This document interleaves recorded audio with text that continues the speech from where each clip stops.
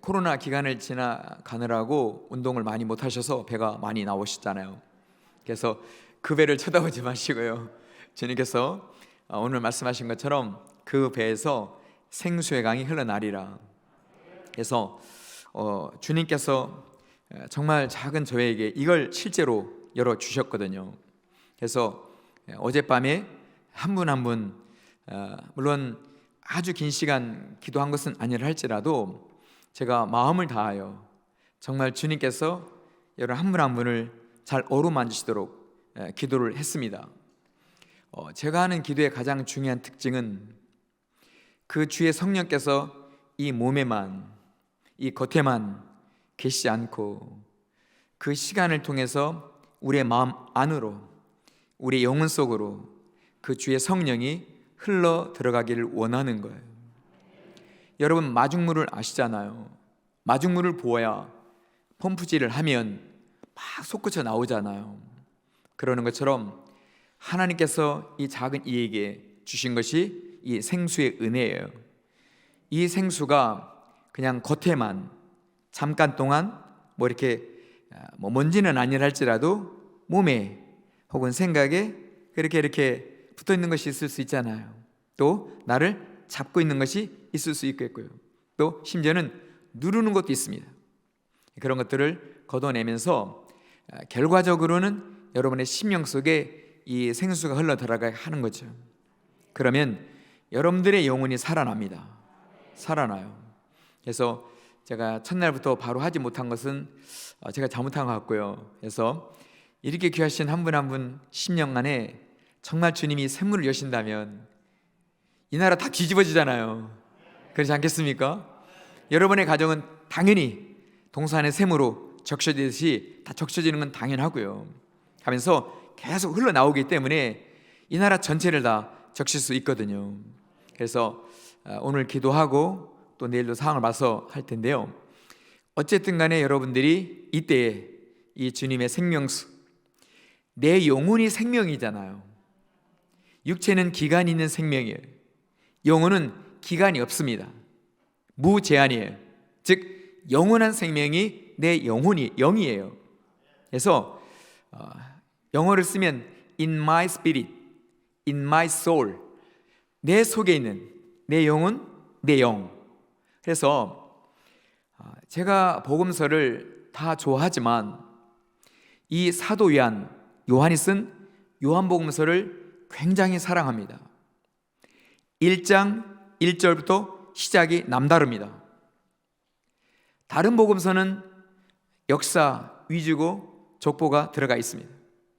그런데 요한복음 1장 1절은 태초의 말씀이 계시니라. 그 말씀이 하나님이시고 그 말씀이 우리와 함께 계신다는 거예요. 이런 엄청난 선포를 요한이 어떻게 이렇게 선포할 수가 있었겠습니까? 이사야도 주의 나라를 가봤겠고 또 에스겔도 가봤겠고 많은 선자들이 주의 천사의 도움을 받아서 하나님 나라를 다녀왔습니다. 그런데 바울도 3층 천을 보고 왔다고 그랬어요. 근데 3층 천을 보고 온 이야기는 바울 서신 어디에도 낱낱이 기록하지 않았습니다. 조금씩 기록한 것 뿐이에요. 그런데 요한계시록은 전체가 다 하나님 나라예요. 요한계시록은. 그러니까 제 짐작으로는 요한에게 하나님 나라를 다 보여주셨고요.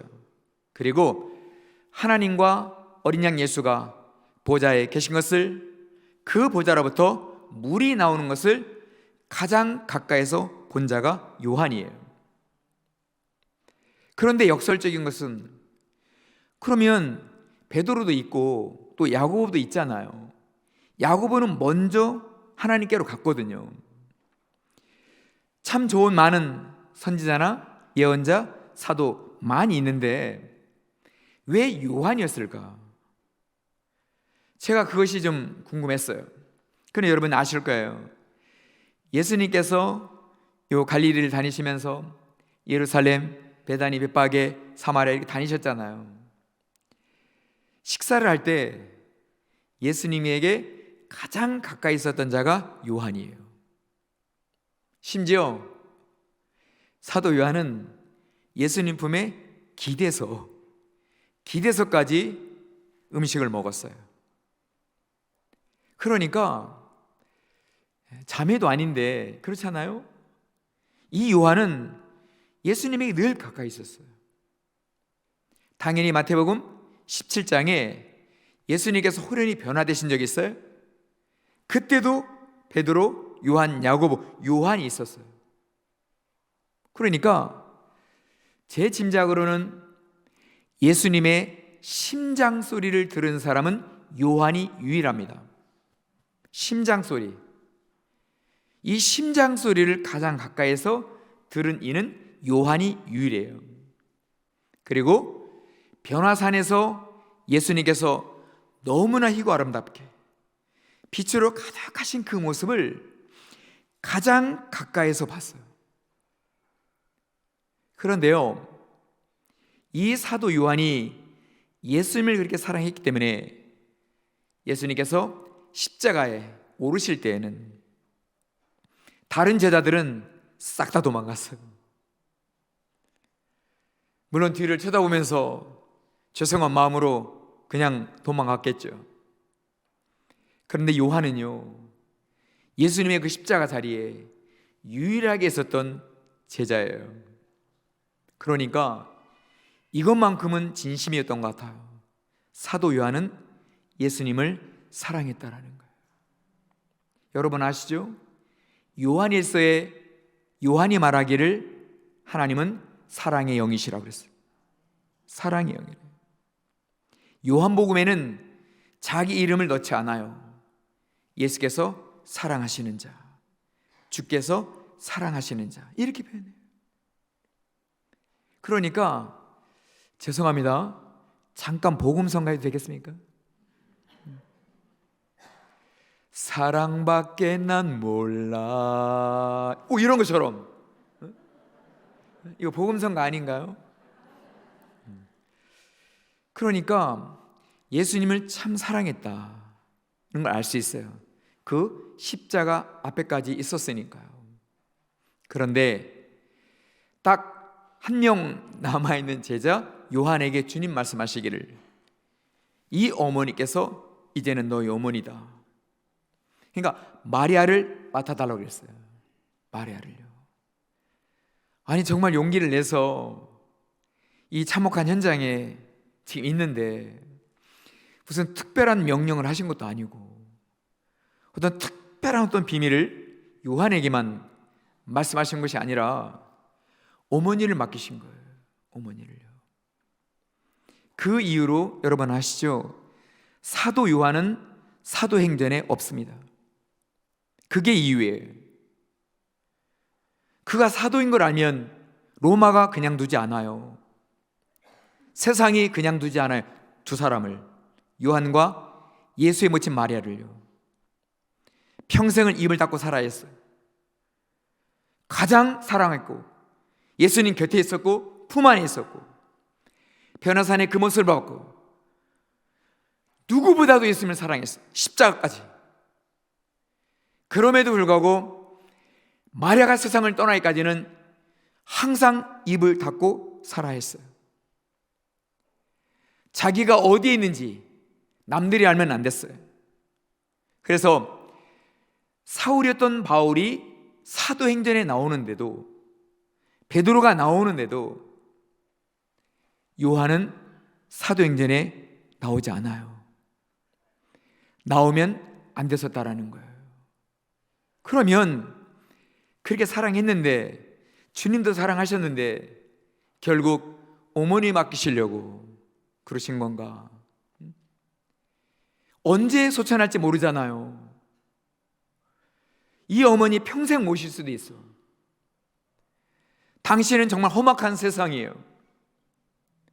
계속 도망 다녀야 했고 숨어 있어야 됐어. 그러니까 이게 보통 고통의 삶이 아닌 거예요. 더군다나 요한이에요. 요한의 예전 이름 아십니까? 보아너게, 우레의 아들, 번개의 아들이에요. 성격이 굉장히 급했다라는 거예요.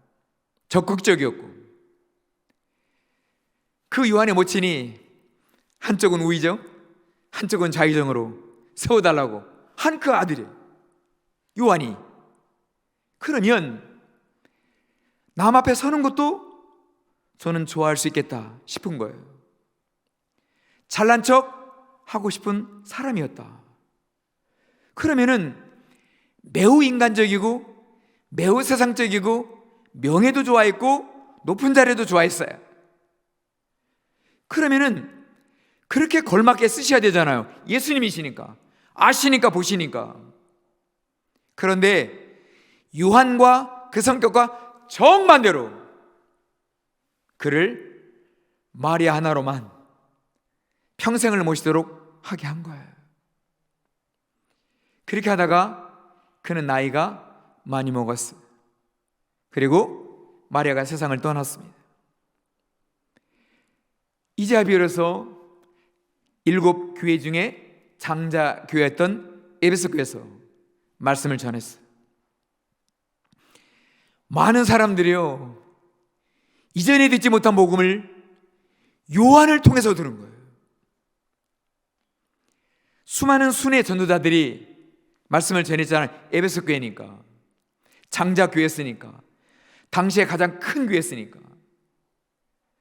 그런데 요한이 그 나이에, 그 많은 나이에 말씀을 전하는데요, 너무나 좋은 거예요. 여기가 지상인지 여기가 천상인지 모를 만큼요. 그런데 1, 2년 지나다 결국 로마 정부에 의해서 그가 예수의 직접 제자인 걸 알고 그를 죽이지는 않고 여러 번 하시는 반모섬으로 유배를 보냈어요. 그 나이에. 그러니까 그의 무덤은 돌 무덤이 되는 곳이에요. 채석장이었으니까. 남은 생에 힘도 많이 없잖아요. 그런데 그 채석장에서 무거운 돌을 지고 와서 깨트려서 배에 실어야 했다라는 거죠. 그러면 도대체 요한은 인생이 왜 그래요? 예수님이 왜 부르셨어요? 그런데요,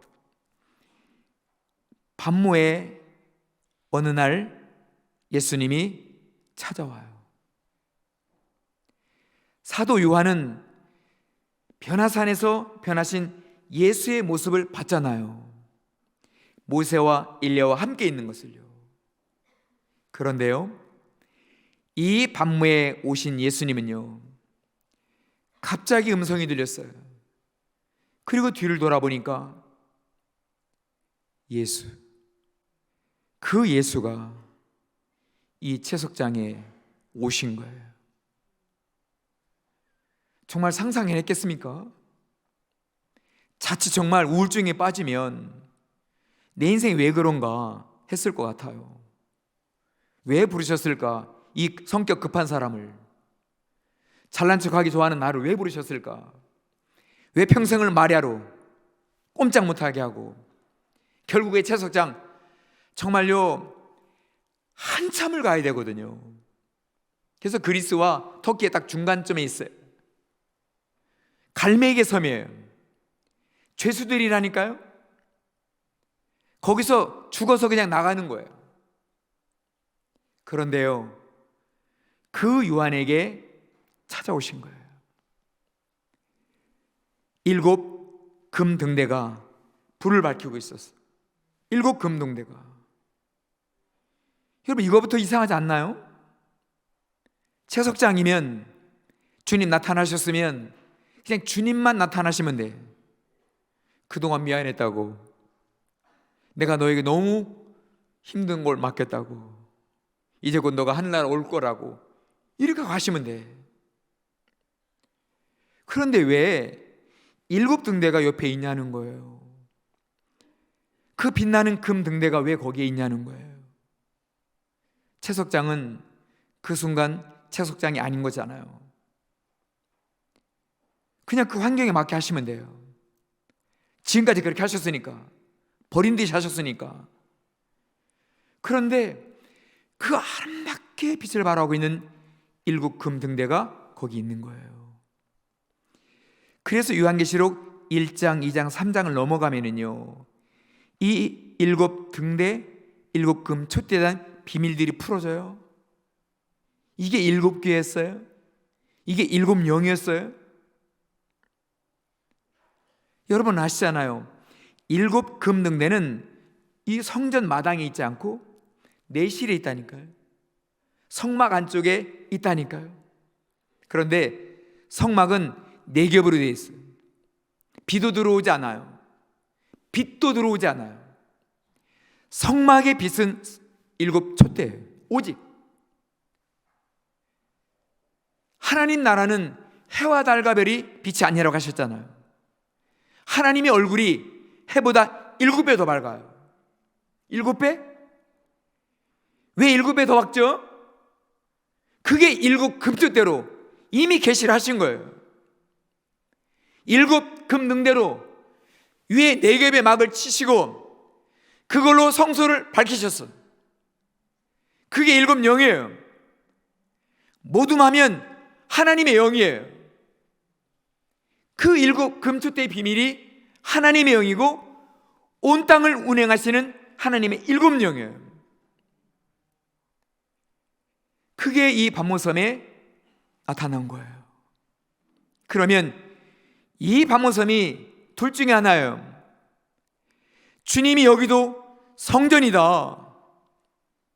너가 일하고 와서 잠자는 이것도 성전이다. 이거 말씀하시는 거예요. 그런데요, 그 다음이 정말 예사롭지 않아요. 변화산에서 보이신 그 모습을 훨씬 뛰어넘으셨어요. 머리에서 발끝까지. 그 모습은요, 요한이 이전에 보지 못한 모습이에요. 그 아름답게 금으로 빛으로 나타나신 그 예수의 모습은요, 바로 신랑의 모습이었어요. 신랑의 모습. 우리가 이후에 주의 나라 천국에 입성하면 그 모습을 볼 거예요. 주님은 신랑으로서 신부를 맞이하시기 때문에 이전에 변화산의 그 모습, 세마포옷을 입은 그 모습을 보여주셨잖아요. 그 세마포옷은, 흰 옷은요, 지성소로 들어가는 옷이에요. 근데 그 안으로 들어가시면 예수이시기 때문에, 하나님의 독생자 아들이시기 때문에, 신부된 우리를 맞이하실 분이기 때문에 그분은 승천하신 연후에 신랑의 아름다운 모습으로, 영광스러운 모습으로 이미 서 계신 분이셨어요. 그 신랑 되신 예수님의 모습을 가장 먼저, 가장 험악한 곳으로 가셔서 보여주신 거예요. 그럴 정도의 모습이라면 아무리 예루살렘이 함락이 돼서 무너지고 흩어졌다 할지라도 사도 요한을 그쪽으로 내려오라고 말씀을 하시든지, 누군가 살아있는 사도가 있으면 예루살렘으로 내려가서 내가 오기까지 기다리라고 하시든지. 그런데 예루살렘으로 신랑 되신 그 모습을 보이신 게 아니에요. 반모섬에서, 그 채석장에서 지친 몸을 누이는 그 동굴 속으로 우리 주님께서 신랑의 모습으로 오신 거예요. 모든 것을 다 뛰어넘으신 거예요. 오랜 역사, 오랜 전통, 그렇잖아요. 그런 신랑 되신 예수님을 그렇게 아름답게 갖춰 입으시고 나타나신 예수님이시라면 이쪽에서도 걸맞게 옷을 준비하든지 이게 있어야 돼요. 그런데요, 정말 땀내 나는 요한의 옷이었을 것 같아요. 그 땀내 나는 누렇게 바랜 그 옷을 입고 그냥 누워있는데 나타나신 거예요. 그분이 바로 예수예요. 그러므로 인해서 이 요한계시록이요, 아시죠? 복음서도 굉장히 중요했고 바울의 서신도 사도행전도 굉장히 중요했습니다. 그런데 이 초대교회 성도님들에게 가장 중요한 성경은요, 요한계시록이었어요. 요한계시록이요, 초대교회 모든 성도님들로요, 순교를 각오하겠고요, 예수 부인하지 않겠고요, 숨어 땅속으로 동굴 속으로 들어간다 할지라도 신랑 되신 예수님을 우리는 만난다, 우리가 맞이한다. 요한계시록으로요, 초대교회 모든 성도님들이요, 주 오시는 날을 준비했던 것이에요. 요한계시록이 다른 어느 사도가 평생을 헌신하신 것보다 이루 말할 수 없는 요한계시록을 선포했고요. 그게 로마 시대예요. 그 로마 시대의 종말의 상황과 지금의 종말과 짝 맞춤하고 있어요. 초대교회 성도님들에게 딱 맞닥뜨린 세상은요, 그들을 다 보는 대로 죽이는 시대였어요. 잔인하게 사자밥이 되겠어요. 집을 짜도록요, 사람을 못 가고 집 틀을 돌리겠어요. 여러분이 잘 아시는 네로는요, 얼마나 잔인한 방법으로 그렇게 했는지 몰라요. 그런데요, 여러분 아시잖아요. 자신이 불꽃이 돼서 지금 다 들어가고 있는데 찬양을 했다라는 거. 찬양이 그 네로 황제가 있는 로마 도성을요, 찬송으로 덮겠어요. 울려 퍼지겠어요. 그 힘이 어디서 나왔어요? 요한계시록. 이 요한계시록이 이미 엄청났던 것이에요. 그러니까 그는 비록 사도행전에는 기록되지 않았지만 이 성경의 알파가 창세기예요. 성경의 오메가가 요한계시록이에요. 그는 마지막의 사람, 정말 마지막을 위해서 우리 주님께서 특별히 예비한 사람인 것을 알 수 있다는 거죠. 사랑하는 여러분, 지금 우리가 어떤 형편에 있다 할지라도 그 형편이 주는 고통은요, 강도가 세면 너무 힘들잖아요. 이게 내가 신앙생활 정말 이게 헛되게 했나?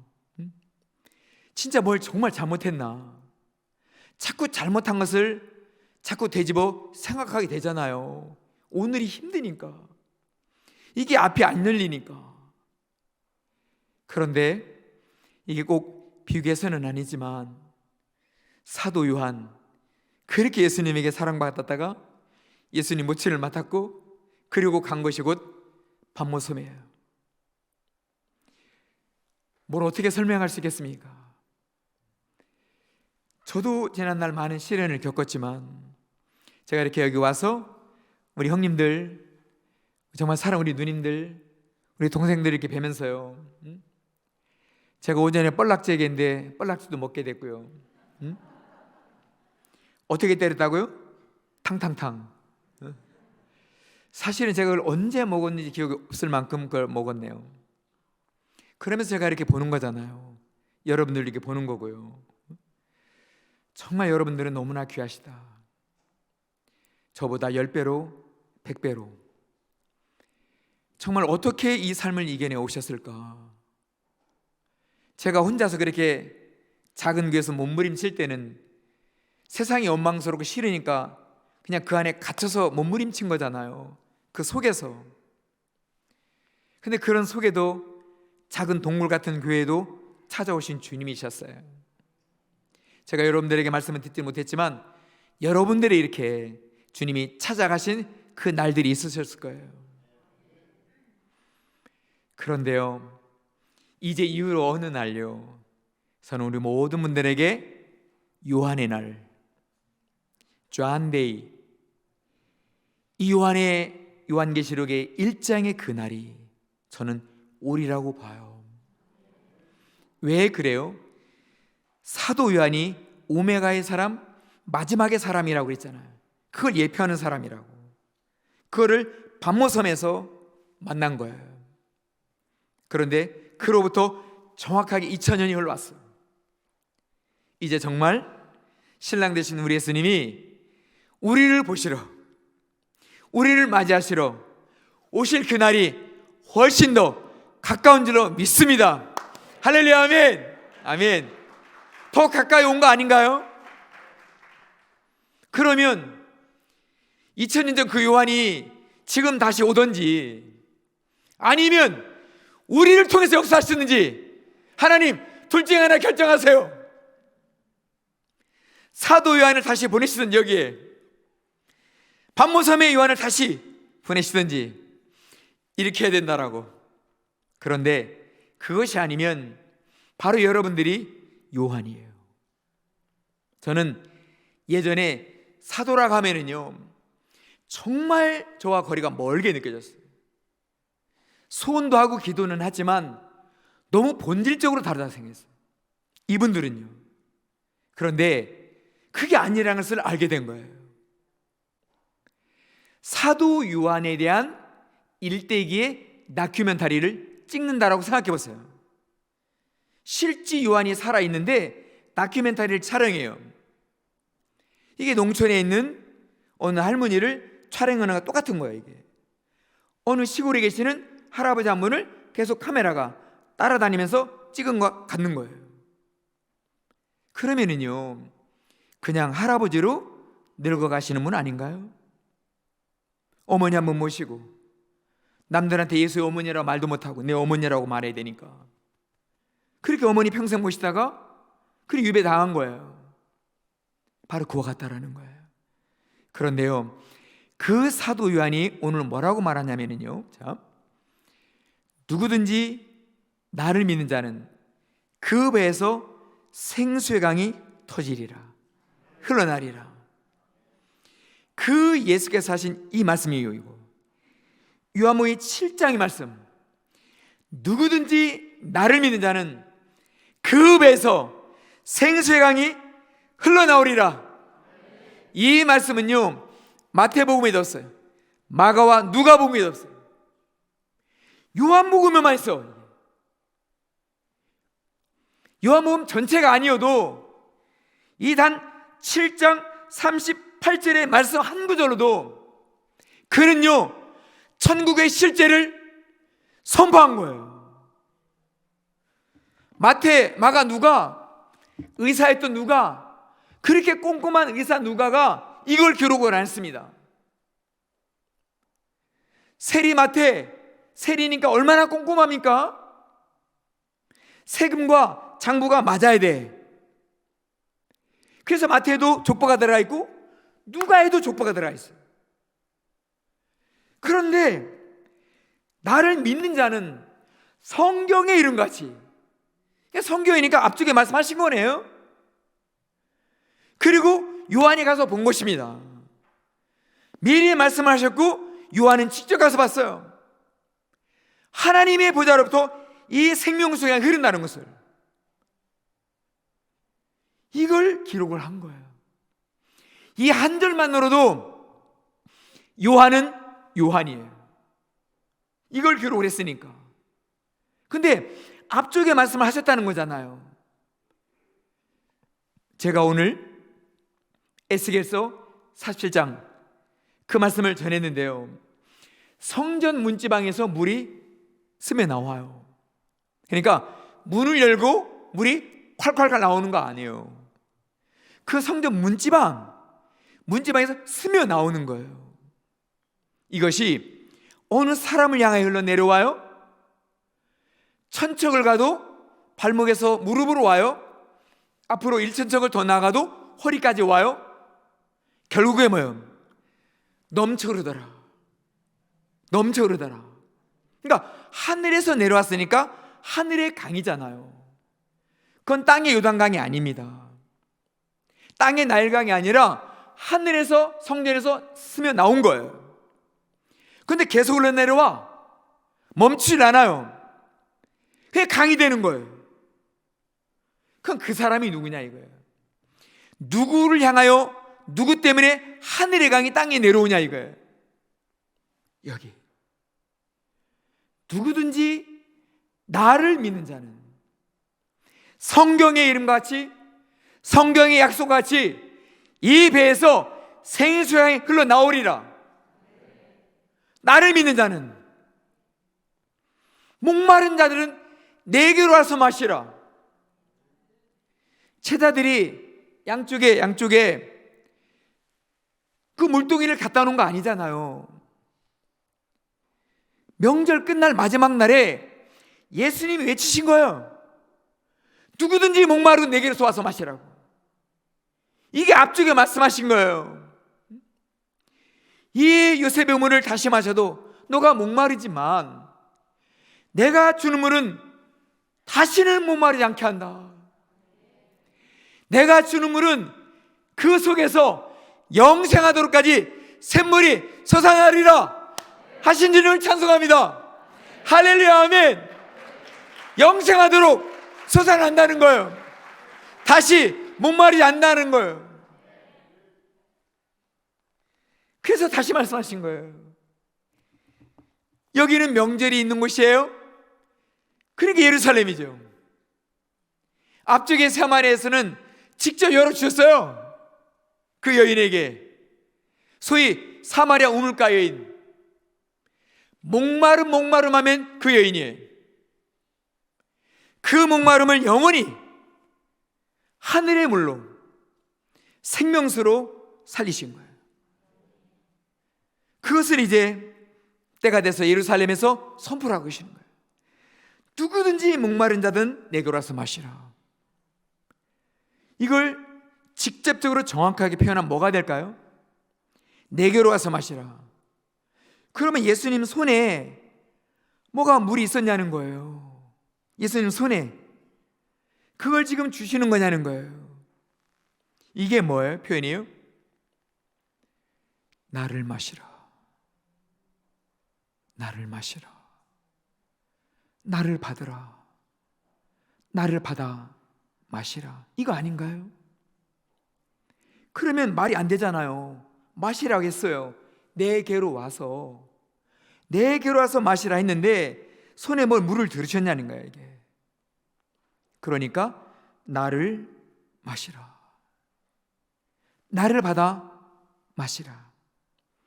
나를 믿는 자는 성경의 약속과 같이 그 배에서 생수의 강이 나오리라. 정말로 우리 속에서 샘물이 나오고 이 생수의 강이 터져 나오면 우리는 분명히 살겠잖아요. 다시 목마르지 않겠잖아요. 실제로 말씀과 같이 이거예요. 저도 오랫동안 신앙생활을 봤기 때문에 그 신앙의 이 걸음걸음들을 함께 온 많은 분들과 함께 왔기 때문에 알아요. 그런데 제가 이제로부터 정말 지금으로부터 진실로 기도하고 소원하는 게 뭐가 되겠습니까? 뭐를 소원하겠냐는 거예요. 같이 신앙생활에 오면서 보니까요, 목이 마르다는 것을 많이 보게 됐어요. 저도 정말 목말라 했고요. 이거 신앙하고 있기 때문에, 지금 신앙생활 하고 있기 때문에 목이 마르다는 표현을 할 수가 없어요. 내 심령이 갈급하다는 말을 할 수가 없어요. 부끄러워서도 못하고, 내가 잘못했기 때문에, 내가 신앙을 잘못했기 때문에 내가 갈급하다고 말을 못하겠는 거예요. 그런데 이것은 현실이라는 거. 많은 신앙의 우리 어르신들, 같이 함께 형제와 자매님들 정말 목이 말라 하십니다. 정말 갈급해 하시고요. 때로는 속이 정말 타시기도 하시고요. 그렇기 때문에 진실로 주님 이 말씀처럼, 그리고 이 말씀을 전한 요한은 직접 하나님 나라에서 생수의 근원을 보고 왔잖아요. 그러니까 제가 앞쪽에는요, 사도 요한의 그냥 겉만 보고 말씀을 드린 거예요. 사도 요한은요, 목마르지 않았다는 거. 그렇게 살았는데도, 그렇게 버림받은 것처럼 살았는데도, 사람이 아니라 그림자처럼 살았는데도 그는 목마르지 않았을 거라는 거예요. 이게 열렸기 때문에, 이것이 터져 나왔기 때문에. 그래서 진실로 인생이라서 성공과 실패가 있다라고 한다면, 아까 찬송가 가사에 정말 잘 부르시더라고요. 구성지게 트로트처럼. 성공이라는 뭐 단어가 나왔잖아요, 그죠? 성공할 거다 뭐 이런 거 있잖아요. 근데 그때 딱 보니까 딱 옛날 그 가락이야. 이게 성공. 정말 인생에 성패, 성공과 실패가 있다고 한다면 저는 이 샘물이 열리는 것에 달려있다고 봐요. 그런데 열리면은요, 이게 하늘에서 내려온 물이기 때문에 결국 나를 넘쳐오르는 거예요. 나를 넘쳐. 그래서 이것을 샘물에서 강물이라고 해요. 또 성경을 보니까 에스겔 47장을 보니까 이게 바닷물이 돼요. 또 강물이 바닷물이 돼. 하늘 성수에서 내려온 그 물이 강물로 바닷물로 가요. 이게 물이 바다 덮음같이예요. 그때 물이 샘물이라는 단어거든요. 그러니까 샘물이 바닷물을 덮는 거예요. 여러분요, 이 강물이, 이 샘이 여러분에 터져요. 나에게서 열리면은요, 저는요, 사도 요한 같은 역사가 수많은 영혼들을 지켜주고요, 수많은 영혼들을요, 로마 시대에도 그 시대에도 살도록 하고요, 찬송하도록 하고요, 주 오심을 정말 소망하게 하는 줄로 믿습니다. 정말 어마어마하게 수많은 영혼들을 살려요. 이 샘물이 강물이 되면은요, 그러니까 죄송스러울 수 있지만 이 몸에 몸부림을 치는 신앙이 다는 아니라는 거예요. 이 몸에 몸부림 신앙의 시간이 이만큼이야. 그러면 비례 상급이 이만큼이야. 그러니까 더 몸으로 더 많은 시간을 싸울 수밖에 없는 거예요. 그렇게 헌신할 수밖에 없는 거예요. 몸부림을 세게 쳐. 그렇게 신앙으로 열심히 할 수 있다라는 거예요. 그렇게 20년 30년 할 수 있어. 그러면 그에 맞는 비례한 걸맞는 상급이 따라온다라고 우리가 너무나 많이 들어왔어요. 그런데 만약에 이 작은 사람이 몸의 신앙의 행위로 하는 것은 상급이 없을 수도 있다 라고 말씀을 드린다면 까무러치시겠습니까? 뒤집어지시겠습니까? 여러분요, 선지자가 있어요. 그리고 사도가 있어요. 앞쪽에 하나님의 사람이 있어요. 그게 예표예요. 그리고 사도가 있어요. 이게 하나님의 사람의 예표예요. 그들에게는요, 그 말씀이 임했을 때요, 거의 실제예요. 거의 실제. 말씀이 들어오면. 그러니까 사도 요한이 2000년 전에 그 배에서 너로부터 심령으로부터 생수의 강이 흘러나온다는 거잖아요. 그러면 예수를 마시면, 진실로 예수를 마시면 내 배로부터 나로부터 심령으로부터 생수가 흘러나오는 거잖아요. 그러면 에스겔 47장 말씀처럼 요한계시록 22장은 하나님 나라니까 그냥 두고 나중에 이 물이 강 좌우편에 심겨진 나무들로 하여금 열매를 맺게, 12달인데 매 달마다 쇠실과를 맺게. 이게 우리로 말하면 일하다가 매달 끝에 월급 받는 것과 똑같아. 그러지 않습니까? 나무는 1년에 한 번 열매를 맺어. 우리는 달마다 월급을 받아. 그런데 이 생명시내가 생명수의강 좌우가에 심겨진 나무는, 우리는, 우리의 자녀들은 매달마다 새실과를 맺을 수 있대요. 이게 말씀이 나에게 이루어지는 거예요. 그런데 이 생명수의강, 지금 삶을 살아가는데 정말 주님이 열매를 주셔. 정말 열매를 맺게 하셔. 그러면은 천국 가면, 그래 바로 이것이었구나, 그래 내가 열매를 맺었지 이 강에서, 그래 여기 있네, 강이 있네, 강 옆에 나무가 있네. 여러분을 통해서 이루어진 생명수강의 역사, 그 생명수강으로 인해서 심겨진 나무 같으신 여러분들이 매달마다 새실과를 맺어요. 그러면 요한계시록 22장 하나님 나라 그것과 실제가 되는 거예요. 똑같아지는 거예요. 말씀이 하늘에서 이루어진 것처럼 땅에서, 즉 나에게서 이루어지는 거예요. 주님으로 살아오다 보니까요, 이와 같은 날들이 오더라는 것을 알게 된 거예요. 이게 복음이에요. 이게 복음. 그러니까 진실로 내가 살아온 신앙의 삶이 그 삶의 깊이만큼 넓이만큼 들인 시간만큼 똑같이 걸맞게 우리가 영원한 상급을 받기 위해서는요, 이 열매가 이 땅에서도 맺어서 이 열매를 우리가 맛보아할 때, 우리가 맛보고 할 때 이 열매가 상급이로구나, 이 열매가 상급이로구나. 열매 맺는 우리 영혼이요, 그 위에 주님께서 관을 씌워주시든 그 어떤 상급을 해주시든 간에 내 나무에, 즉 나에게 열매가 없는 나로 이 상급을 받는 게 아니라, 여기 보니까 그 배에서 생수의 강이 나와요. 사마리아인에게는 그 속에서 샘물이 나온대요. 그러니까 예수님이 육으로 난 건 육이다, 이게 요한복음 3장의 말씀입니다. 육으로 난 건 육이고 영으로 난 게 영이라는 거예요. 그래서 니고데모에게 엄마 뱃속에 들어가서 다시 너로 사람으로 태어난 게 아니라 그랬어요. 진실로 진실로 물과 성령으로 거듭날 때 하나님 나라에 들어가는 줄로 믿습니다. 할렐루야, 아멘. 성령을 먼저 말씀하셔야 되는 거 아닌가요? 요한이 잘못한 거 아닐까요? 성령과 물이라고 해야 좀 맞는 거 아닌가요? 근데 어떻게 성령보다 물을 앞세워요? 요한이니까.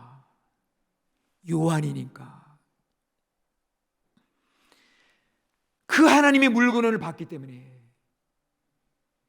그래서 오늘 읽었잖아요. 39절에 이는 그를 믿는 자들이 받을 성령을 가리켜 말씀하신 거라고. 이 생수의 강이,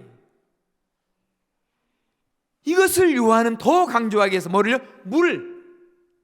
다시 말씀드릴까요? 불같은 성령이 지나가면 요한이 이렇게 간절하게 외치는 거예요. 물의 성령이라는 거예요. 그래서 물과 성령으로 거듭나지 아니하면 하나님 나라에 들어갈 수 없대. 물을 앞세웠어요. 이게 모르고 한 일이 아니잖아요. 성령이 물이에요. 맞아요. 그런데 여러분들요, 어쩌면 여러분들이 한 번도 안 들어보셨을 그런 말씀을 제가 전할 수도 있겠습니다. 보니까 들으신 분도 계시겠지만 39절에 가로 열고 이렇게 나와 있어요. 예수께서 아직 영광을 받지 아니하셨으므로 성령이 아직 그들에게 계시지 아니하시더라. 그럼 성령이 언제 임하셨죠? 오순절에 임하셨잖아요. 이걸 미리 말씀하신 거잖아요. 그러면은 오순절 그 마가의 다락방에 임한 성령은 불의 성령이에요? 아니면 생수의 강 물의 성령이에요? 이게요, 같은 절에 있어요. 이게 같은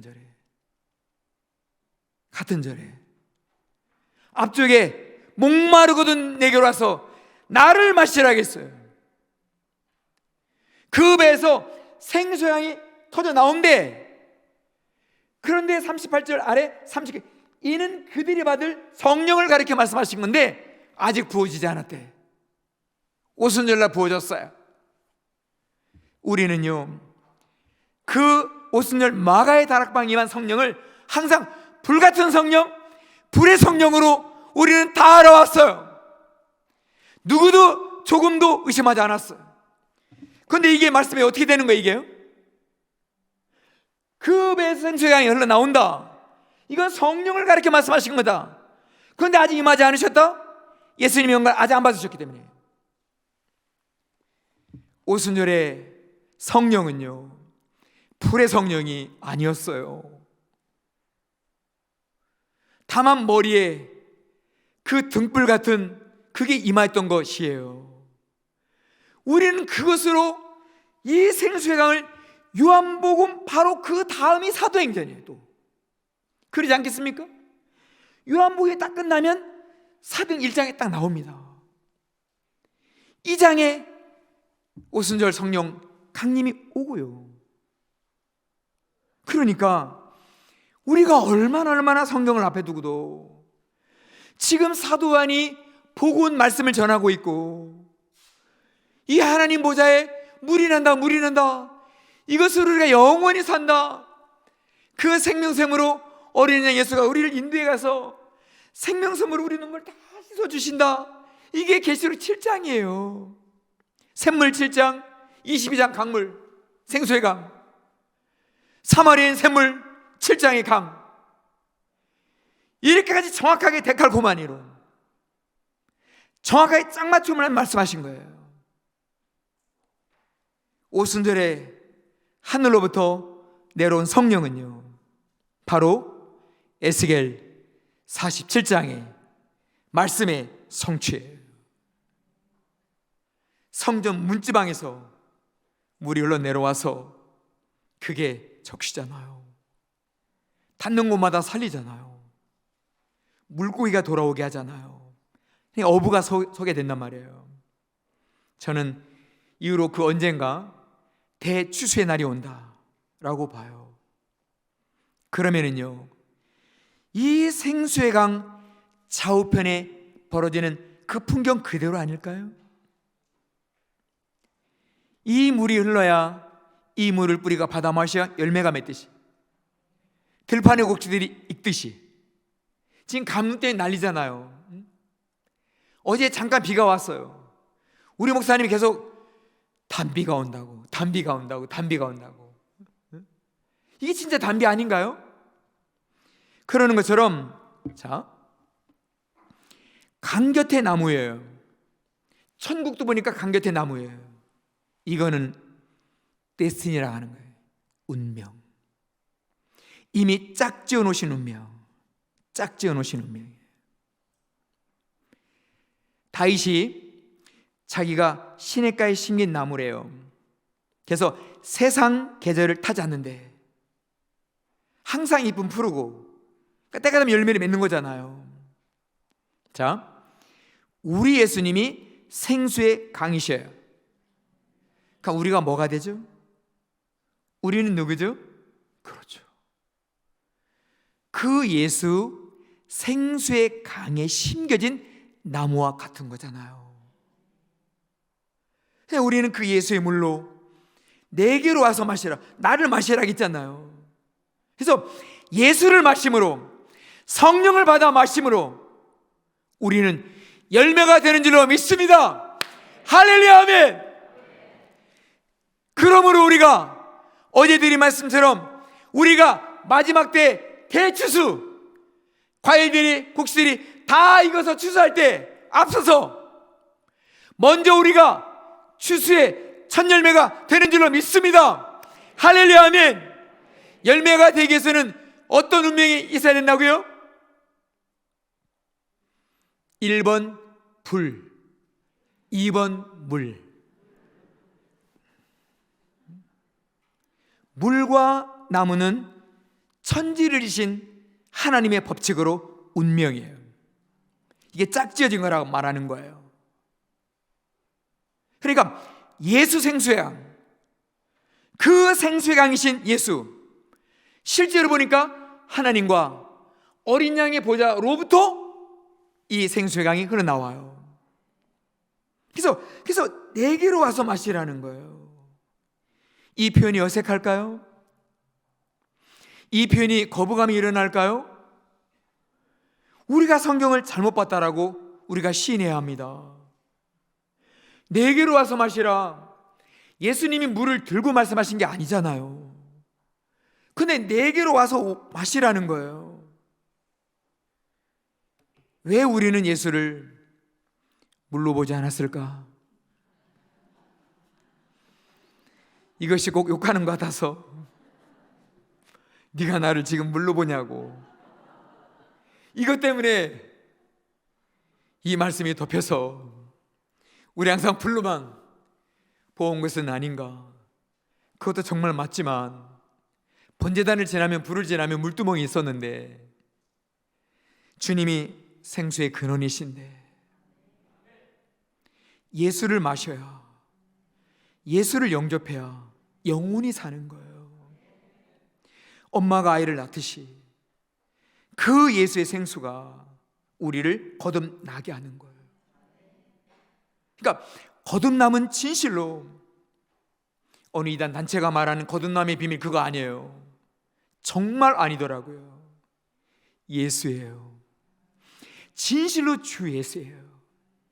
그 예수를 우리가 마실 때, 생수의 강이라 말씀하신 그 성령을 우리가 마실 때 내 영혼은 다시 거듭나고, 그리고 목욕을 깨끗하게 엄마가 해준 아이처럼 우리 영혼은 깨끗해질 수 있어요.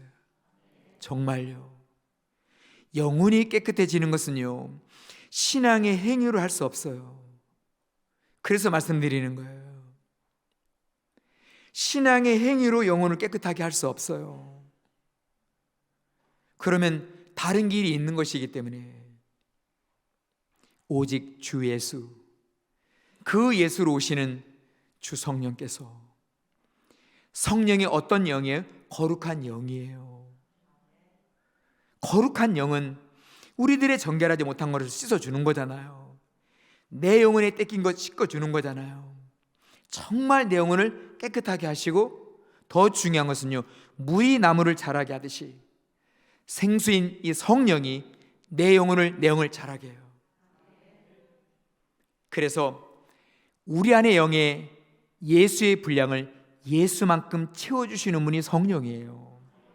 예수의 분량만큼 채워주시는 분이. 이게 우리로서 신부로서 단장 준비를 마친 거 아닐까요?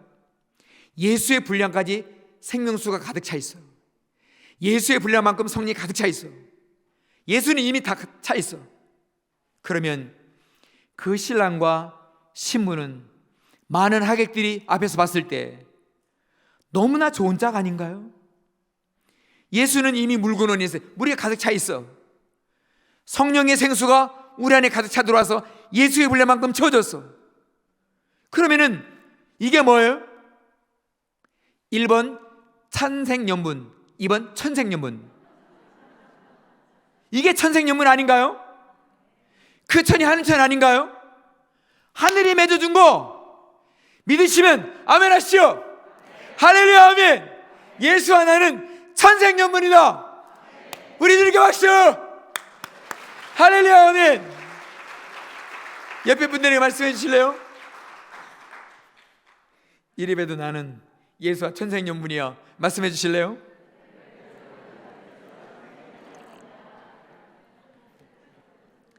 알겠어, 물러보지 마. 그런데요, 우리 예수를 물러보셔야 돼요.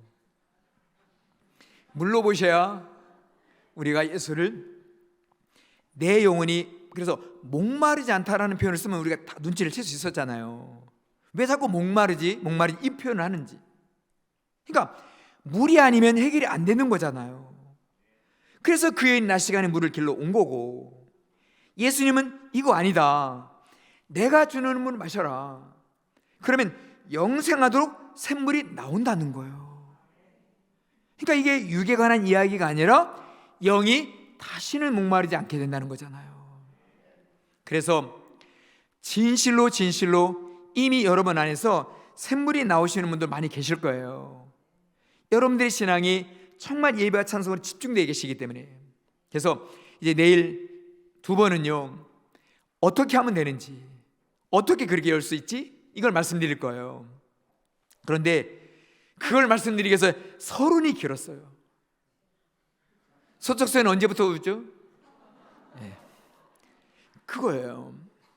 그래서 진실로 이 배에서, 즉 내 영혼으로부터, 내 속사람, 내 영으로부터 샘물이 나잖아요. 정말로 서서 인생에 이 어둠이 걷어져요. 영적 흑암의 목걸음들이 다 걷어져요. 이거 여러분들이 안 믿을 수 있는데요, 제가 스타벅스에 들어가면은요 30분 안에 스타벅스를 정결케 해요. 안 믿기시죠? 저절로 속으로 찬송도 하기 때문에. 여러분 아시잖아요, 정말 너무나 친한 친구, 그리고 나한테 부담도 일도 안 되고 그냥 너무나 조건 없이 나를 좋아하는 친구, 그 친구를 만나면 너무 좋은 거 아닌가요? 그렇죠? 그냥 울적했던 거 다 사라지고 기분 나쁜 거 다 사라지고 그렇잖아요. 이미 다 풀기도 전에 다 사라질 수 있는 거예요. 이게 영이에요. 자, 이것이 생수의 강이에요. 이게 강, 샘물이 흘러나오는 거예요. 그래서 내 주변이, 우리 주변이, 가정이 결국 이 강물로 덮이는 거예요. 이게 예전에 말한 영권과 같은 의미라고 볼 수 있어요. 영권. 근데 영권은 몇몇 분들만의 전유물처럼 생각한 거야. 예컨대 영적 소림사 출신들, 그분들만 팍팍팍팍 이러면서 영권을 가진장했지만 정말 거짓된 것이에요. 이 샘물이요, 아시잖아요, 결국 동네 옆에 이 시냇물을 흐르잖아요. 그리고 가서 이 영산강까지 흘러내려오는 거 아닌가요? 영산강 맞죠? 1번 용산강, 2번 영산강 맞죠? 또 하필이면 보니까 이게 바다와 같이 만났어. 에스겔 사실자가 정확해. 여러분들에게서 샘물 나면 돼. 이제 하늘의 분이 여러분을 정말 적셔주시면 돼. 넘쳐 흐르시면 돼. 영산강처럼 강물이 돼서 물이 바다 덮은 같이 바다도 덮게 될 줄로 믿습니다. 할렐루야, 아멘. 그거예요. 이 물이 흘러나오기 때문에 주님의 영이, 성령이 계속 흘러나오는 거 똑같은 거예요. 어느 날 저희 큰딸이 생일 때 고이아 친구들과 함께 노래방에서 진짜 걔 말대로 죽도록 노래했대요. 그런데 제가 이제 문을 열어줬거든요. 딱 열어주자마자 아빠하고 그냥 쓰러졌어요. 그래서 이 년이 왜 그러지? 야 이년아, 왜 그래? 그런데요, 그 노래방 안에 있는 어둠의 영들을 다 모셔왔더라고요. 다 마셨어. 엄청나게 마셨더라고요. 제가 정말 품에 안고 계속 찬양을 했어요. 찬양으로. 그랬더니요, 진짜 아무 일도 없었던 것처럼 하면서 딱 들어가더라고요. 우리 아이들은요, 국어를 그렇게 좋은 점수를 맞고도요, 고마워 말도 잘 안 하고, 아빠 고마워 이런 말도 잘 안 하고 그냥 들어가더라고요. 그러니까 저에게는 그것이 느껴지고 저는 그것을 알고 있기 때문에 강물이 흘러간다라는 거예요. 강물이. 그래서 오늘 낮 시간에 뭐라고 말씀드렸습니까? 그게 복음인데요, 여러분의 자녀들은요 거저 먹습니다. 이걸 뭐라고 그래? 다른 별로? 1번 널로 먹는다, 2번 날로 먹는다. 날로 먹는 거예요. 여러분들의 자녀들은요, 여러분의 성령이 강이 흐르시잖아요. 그러면 이것이 결국에 이 방향이요 넘쳐 흐를 때까지 부어주시는 거예요. 넘쳐 흐를 때까지, 채우실 때까지. 그러니 가정에 어느 틈이 있겠습니까? 자녀인들 그게 틈이 되겠습니까? 결국 적시죠. 자녀들 열매가 되게 한다라는 거예요. 이 시간 마무리하겠는데요, 과연 요셉은 아빠 야곱에 비례해서 그렇게 연단을 세게 받았나? 그렇게 연단을 오래 받았나? 다니엘 예컨대 16, 17살에 바벨론 포로 잡혀갔어요. 바로 환관장의 눈에 띄었어. 그래서 따로 교육을 받았어. 특별한 대우를 받았다는 거예요. 16, 17 그 나이에, 요셉 그 나이에 가서.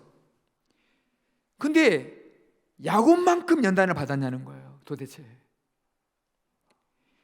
연단이라고 굳이 말한다면 형들에게 그렇게 당한 거. 그래서 그 형이 있던 그곳에서부터 애국까지 8년 내려간 그 길, 그게 연단이라면 연단이에요. 근데 야곱은요, 삭도 받지 못하고 두 부인 얻느라, 그것도 속아서 20년을요 어떻게 해요? 똥 빠지게 고생한 거예요. 그러니까 요셉은 어떻게 된 거예요? 날로 먹은 거지. 다니엘은요, 거저 먹은 거죠. 가정이 그 지경이 돼도, 나라가 그 상황이 돼도 하나님의 사람의 강줄기, 이 강은요 길을 따라 가는 것이 아니기에 영혼 대 영혼으로 가는 거예요. 그래서 야곱에게서 요셉으로 간 거예요, 이게. 그래서 창세기 49장에 요셉을 이렇게 표현하죠. 아마 아실 거예요. 요셉은 샘 곁에 심겨진 무성한 나무라고요. 왜 뜬금없이 샘이 나와요? 거긴 나일강인데. 그럼 샘은 뭐예요? 샘은 누구예요? 그게 야곱이에요. 그게 야곱의 우물이에요. 야곱의 샘. 거리로는 그렇게 물 마실 거리가 아니에요. 이쪽은 가나안에 있고 이쪽은 애굽에 있었기 때문에. 그런데 그 생수의 강, 생수의 샘물은 영 대 영으로 가는 거예요. 영혼 대 영혼으로 가는 거예요. 그래서 그렇게 곡식들을요 많이 거둔 거예요. 그러니까 요셉의 곡식장구에 꽉 채워진 곡식의 비밀도 풀어지잖아요. 물과 나무, 물과 곡식은 운명이라고, 한 짝이라고요. 그러니까 물이 흘러갔기 때문에 흉년을 대비하도록 풍년을 먼저 주신 거잖아요. 열매를 먼저 주신 거잖아요. 이것이 생수의 강의 비밀이에요. 반드시 여러분 이 강이 흘러나오시면은요 열매 맺어요. 여러분들은 첫 열매가 되시는 줄로 믿습니다. 할렐루야, 아멘. 서로를 축복해 주세요. 첫 열매시라고 정말 축복해 주세요. 아멘. 이 시간 우리 같이 기도하기를 원합니다. 우리들의 신앙이 헛되지 않아야 됩니다. 신앙의 모든 수고와 애씀들이 정말 헛된 시간들이 되게 해서는 안 돼요. 근데 우리가 자라야 되잖아요. 커야 열매를 맺지요. 그게 바로 나무와도 같은 내 영혼이에요. 내 영이에요. 그 영은요 물과 성령으로만 자라요. 즉 물 같은 성령으로만 자라서 열매를 맺는다라는 거예요. 이제 정말 주님의 이 샘물로, 생수의 강으로 여러분의 영혼이 깨끗하게 씻겨지고 잘 자라서 열매 맺기를 소원합니다. 주의 이제 우리 낙원교회 가운데 샘물을 열어 주시옵소서. 생수의 강이, 이 강이 터지게 하시옵소서. 흘러나오게 하시옵소서. 같이 기도하겠습니다.